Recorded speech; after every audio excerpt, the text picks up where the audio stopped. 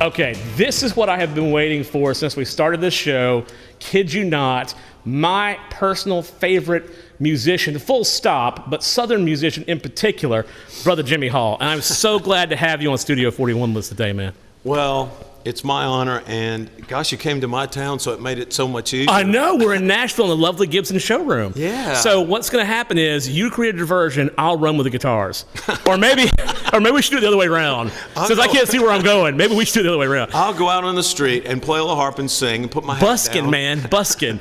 I love the hat, by the way. I got to feel this hat before the show started, and it's got this wonderful rattlesnake appendage. This is my, in honor of Ronnie Van Zant, who was a friend and one of my heroes. Yeah, oh yeah. Got to tour with him back in the 70s. Sure. And a friend of mine said, you need a hat like that. And I said, well, how do I get it? And he said, Texas Hatters. I know the guys over there in the little town in Texas that makes these hats and makes hats for, like, you know, the bigwigs. Merle Haggard, yeah. Hank Jr. Understood.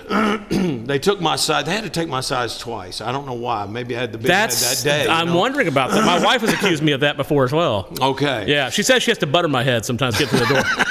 Well, I'm a big-headed guy, 7 and I have 5/8 or more. Yeah. But anyway, they sent it to me, fit it just right, and it's gorgeous. It's gorgeous. And now I'm going to call them up and say, I felt Jimmy Hall's hat, and I want one. They're like, who the hell is this? Anyway, so let's talk. I want to talk about something real quick that's dear to my heart. Now, you know that I'm still in Macon, Georgia. You're here in Nashville doing your thing. Right. But I defected. You defected, yes. Well, we still like you. I know. No, you're huge. You are still like the superhero of Georgia. I mean, people freak to see you play, and they should. I mean, they by rights they should. Right. But the thing is, I mean, I love Macon so much, and I love what we have. And I want to make sure that people remember how important we are to Southern music. Give me a snapshot of one of your recollections of being in Macon when it was the center of the kind of music you were doing, the Southern rock and the, all that kind of stuff. Well, let me start out by saying Wet Willie was formed in our hometown of Mobile, Alabama, in the late 60s, 69, by my brother and myself and our original guitar player, Rick Hirsch. Right.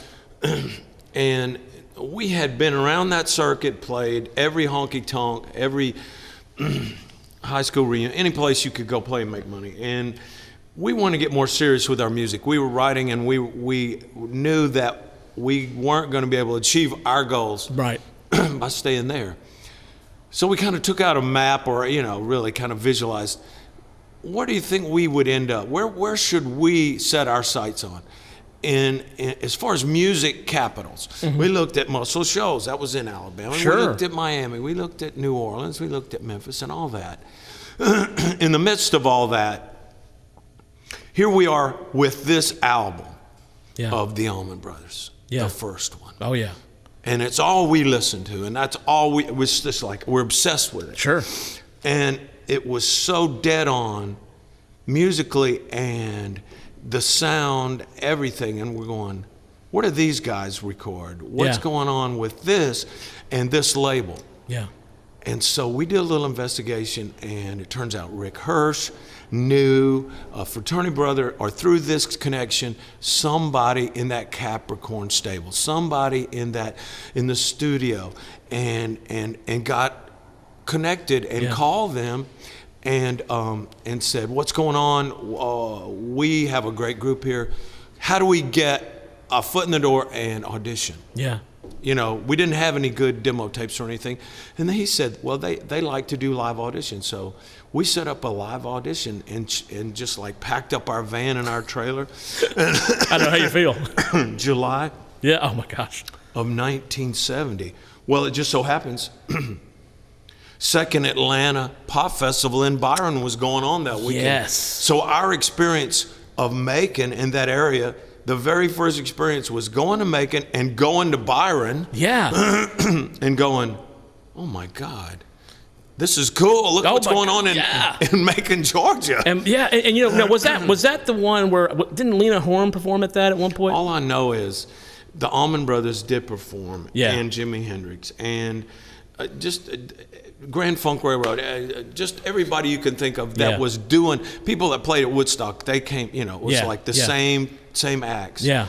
And it was just amazing gathering of people and like-minded people. Yes. Music, free spirit. That's the key. And, mentioning spirit, I think, as I talk to my students and stuff, I try to explain to them that we train our bodies so that the body gets out of the way and we make room for the spirit to take over.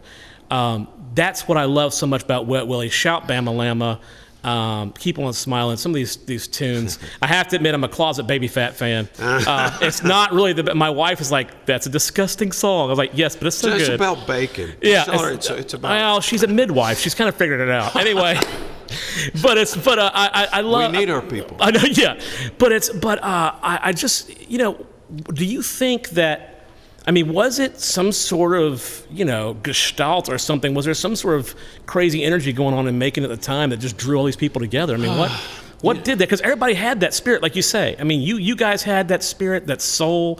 The brothers had that spirit and soul. Like attracts like energy attracts like energy, and the times, the what was going on politically, musically, and everything in the country was going on in little pockets. You had it going on in San Francisco. Yeah. You had it going on somewhat in Atlanta, but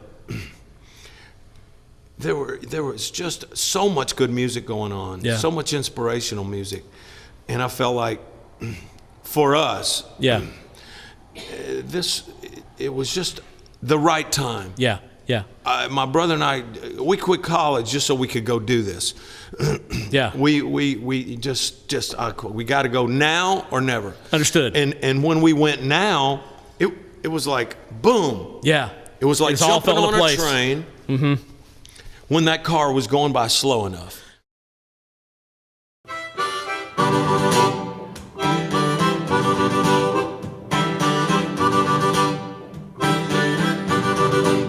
Well, you say you got the blues, you got holes in both your shoes, feel alone and confused. You gotta keep on smiling,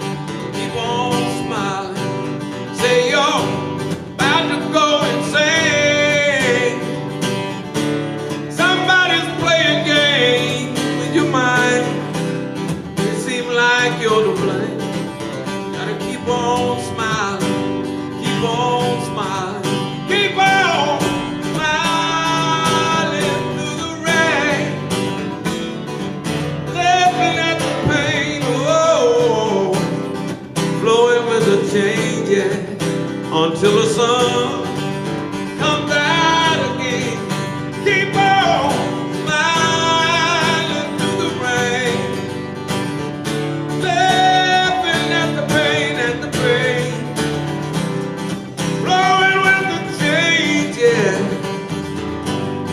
Singing this refrain. Well, you singing in a honky-tonk cafe. Ain't nobody's hearing what you say, because they're too busy drinking anyway. You gotta keep on smiling, keep on smiling. No, I found a piece of Georgia land. Gonna jam with city boy, country man. Trying to build my life up in my hand.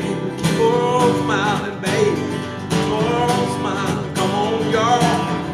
Smiling through the rain. Laughing at the pain, and the pain, and the pain, and the pain, and blowing with the change, yeah. Till the sun comes out again. Keep on smiling through the rain, laughing at the pain, flowing with a change, yeah. Keep on singing this. Let me play this in.